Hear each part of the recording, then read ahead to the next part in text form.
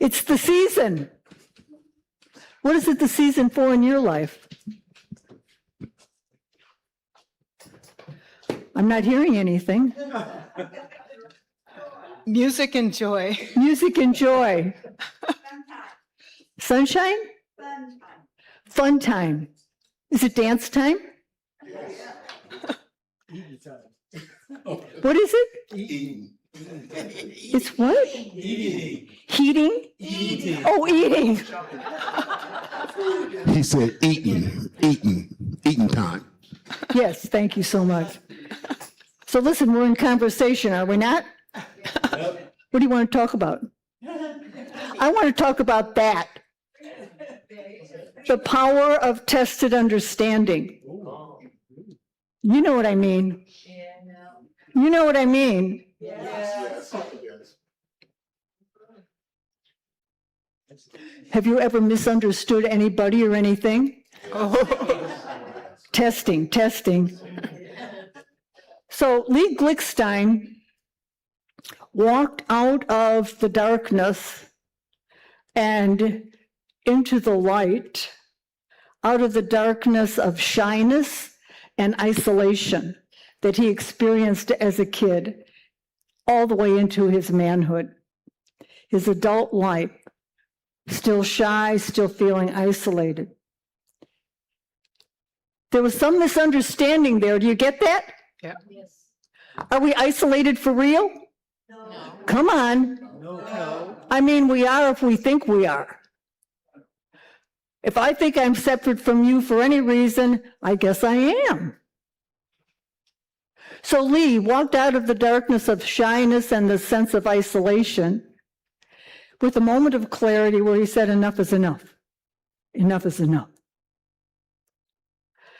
And he started what has come to be called speaking circles. He did that because his fear and anxiety and sense of belonging or not belonging came from his fear of speaking up, fear of sharing himself, of being vulnerable, of being open. So having had that resurrection, so to speak, he decided, like Will Smith said, that he wanted to make a difference with this new tested understanding. And he started speaking circles. That's how I met Lee Glickstein. I was in San Francisco and feeling shy and kind of afraid to speak up myself and be vulnerable. And so a friend invited me to a speaking circle that he was doing. I went, and here's how the speaking circle works. So Lee, in his home, had a stage about 5 inches, 6 inches high. And he had these cameras back here, right? And everyone in the circle, and I think there were probably 8 or 10 of us, everyone in the circle took turns. He'd throw out a topic, and in my case, he threw out a topic. I don't even remember the topics. But the point was, we got the topic and we got up on that stage and spoke. How many of you want to do that right now?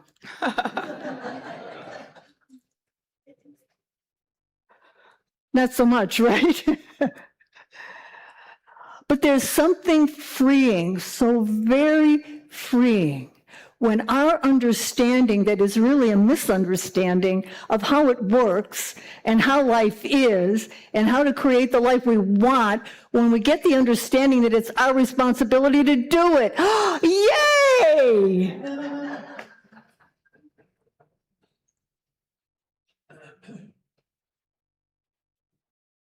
You know, that may be bad news, but it's really the best news you and I could ever hear. It's no one else's job, because some people don't know how.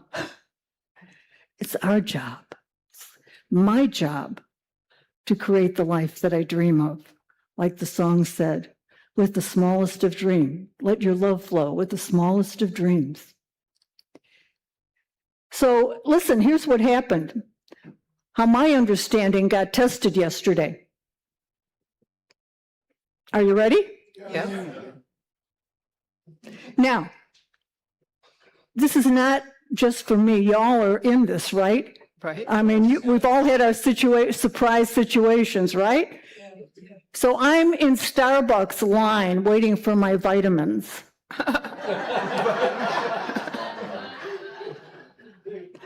And I got a phone call from Cherise Patron, who was going to be our speaker today. And I didn't take it. I said, I knew. My intuition said, you do not want to pick that one up right now. Because you know what she's going to say. So I didn't. And then Molly called me. I thought, no, not ready for that one either. So both of them texted me. I got my latte, and then I was ready to take the call. And we need to hold Cherise and her family in our prayers because it was in a family emergency, and that's why she's not here. So we just know that God is taking care of her right now, right? Yes. Well, I had to sit there with my latte and remember that God was going to take care of me too. That somehow I was going to have something to say to you this morning.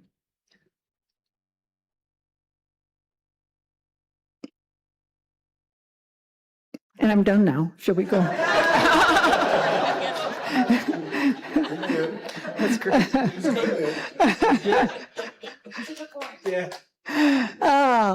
I want to talk a little bit about the power of understanding, which we all have. It's part of our spiritual inheritance. We get it as human beings. We learn to understand math and English and trig and physics and chemistry and blah, blah, blah, all that stuff. All that stuff you came to understand as a human being. But the story of our life does not stop there. We are called to actualize our full spiritual potential. Do you have any clue what the end of your spiritual potential looks like? No, you don't. I don't either. But I'm going to trudge that happy road. I'm going to trudge that happy road to see what new horizons, what new doors might open. You know, there's always a door. There's always a door right now for you. A door calling you. You know, like scripture says, God goes, knock, knock, knock, I've got something more for you. And like the disciple Thomas, it may, whatever God has for us may test our willingness for it. So divine understanding vibrates golden. And the location is right up here in the frontal lobes. And that particular part of our body, I love the metaphor or the spiritual relationship. So understanding, divine understanding, vibrating golden in the frontal lobe is right at the place of the dopamine neurons. Dopamine is what makes us happy. Dopamine lights up our joy. Dopamine. So understanding is right there. And the other power that's there is will, but I'm not talking about that till next month. For this morning, let's just talk about divine understanding. So our understanding of any given fact or circumstance determines what we're going to say or not say, do or not do. And believe me, I have had my share of misunderstandings where I didn't like what the outcome was, what the consequence was. Have you? Divine understanding helps us see through the facts. We all have facts of life, right? Cherise has a fact in her life that she's dealing with right now, her family's dealing with. We all have facts in our life. Some of them are happy facts and some of them are challenging facts. Nevertheless, we're called to see through all of them to the spiritual invitation. There's a spiritual invitation in all of the circumstances of our lives. And it's always going to be a step up. It's always going to be an expansion of consciousness. It's always going to be an expansion of our spiritual understanding. It's always going to be an increase of our capacity to express love. It's always going to be an increase of our capacity to feel joy. It's always going to be an increase of our capacity to be a presence of peace and not separation.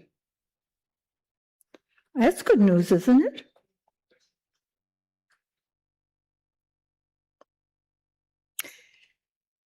Cora Fillmore, who was married to our co-founder, Charles Fillmore, wrote a book called Christ Enthroned in Man. And she wrote about the 12 powers, and she said this: divine understanding is the perceiving power of the mind that gives insight into everything. Wouldn't you have loved to have a lot more insight way back when? I should have seen those flags, God. I know I should have seen the flags. King Solomon, one of the icons of Scripture, for his brilliance, for his prosperity. The story goes, God said to Solomon, ask me anything. Ask of me anything, and I'll give it to you. And Solomon said, Lord, that you would give your servant an understanding heart to govern your people. What people are we governing? Point to your head. This is what I'm governing. This is what I'm governing. My heart, my thoughts, my emotions. That's what I'm governing. And so all Solomon asked for was an understanding heart. And Scripture says God gave him everything else he could ever dream of.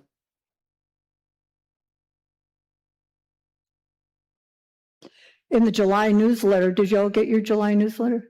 If you didn't, we have some out there. But in the July newsletter, I talked about if you ever came to my house and looked through my picture albums, what you'd see is tons of pictures of doors and doorways.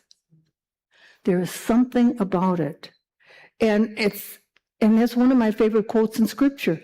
Behold, I stand at the door and knock. There's another place where it says, behold, I'm opening a door to you which no one can shut. Do you believe? Do you understand? Do I understand all the time in all circumstances that no one can keep me from my good but me? No matter what it looks like. And there's plenty to make us wonder. Isn't there? Yes. I mean, I know I'm not alone in this. There's plenty to make us wonder in the world about our good or about others' good being taken from them. And granted, it may have looked like it, but that's never, never, never the end of the story. Ever, ever. I learned a new word this week. I learned it yesterday as I was exploring for today. The word is shrive. How many of you know that word, shrive? No kidding. Were none of you raised Catholic? I was, and I still didn't know the word. But I heard it when I was doing some research. Anyway, it's an interesting word, shrive. It's spiritually energized, that word shrive, because it means, essentially, it means I am willing to be changed. I am willing to be changed by the power of God in me, by understanding in a deeper, fuller way the power of God in me, right here, right now. Not 2 weeks from now, not 2 weeks from now, not back then when it's all over, but right now, right now. Jim Curtis, do any of you know that name, Jim Curtis? No. Jim Curtis was a Wall Street trader. Successful too. And at 22, into his success, he got a diagnosis of lesions all over his spinal cord. It was creating, as you can imagine, incredible, intense pain. His balance went off. And if you watch him walk, he walks with a limp because the pain is just too great. Many operations. But in the midst of that test of his understanding of God, of life, of his life, he had a divine idea because the door was open in his heart and mind. And he decided that he did want to make a difference in the world. And he did his research, he did his homework, he did his spiritual work, and today is a well-respected, somewhat renowned name in the health field. He's a health coach and an author because he saw the open door, because he felt the knock on the door of his heart, because he was willing to be changed, because he was willing to change his thoughts and perception of the circumstance, his understanding of the circumstance. So we all have circumstances. If not today,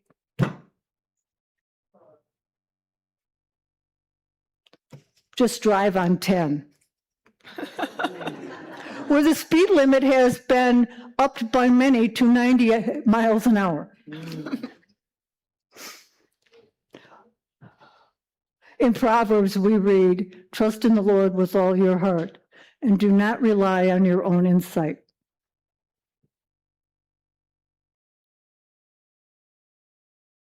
Just checking to see if there are any heads going like this or like this. It takes great presence, doesn't it, to seek divine insight in all circumstances, in all moments? It's asking a lot, but then what we're called to do, we're equipped to do. I want to share with you, this is one of my favorite books that Charles Fillmore, our co-founder, wrote, Atom Smashing Power of the Mind. Get that, Atom Smashing Power of the Mind. Our thoughts create our reality.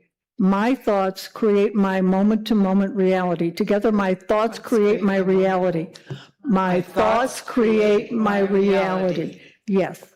So here's something he said about this whole tested understanding thing.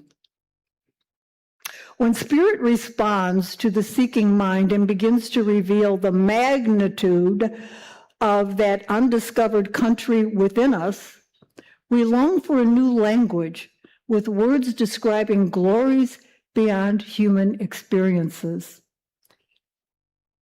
Even our so-called physical body reveals a radiant body.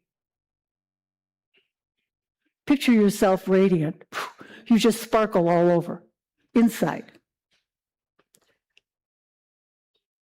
That radiant body interlaces with trillions of cells of the organism and burns as brightly as an electric light. His apostles had a glimpse of this radiant body when he was transformed before them. So, the Spirit of God within us is a light, trying to light us up all the time in every moment. The light is there whether we are aware of it or not.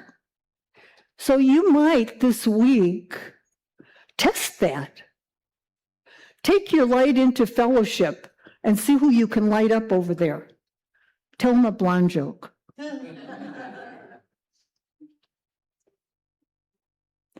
Poet Christopher Fry said, "Thank God our time is now. Dark and cold we may be, but this is no winter now. Events are now soul-sized." Whatever goes on, whatever is going on in our world, in our families, in our own personal lives, whatever it is that's challenging our understanding and our faith, it's soul-sized. It means Our spiritual potential is at hand, waiting to be expanded. The enterprise, Fry goes on to say, the enterprise is exploration into God. That's our enterprise here. That's our mission. So, this week could be a fun week as you enjoy meditating on this whole idea of tested understanding. And when your understanding is tested this week, when your perception perhaps, maybe your faith, when you're tested in any way, to see how big your heart is and how open your mind can be, what will you do? I love you.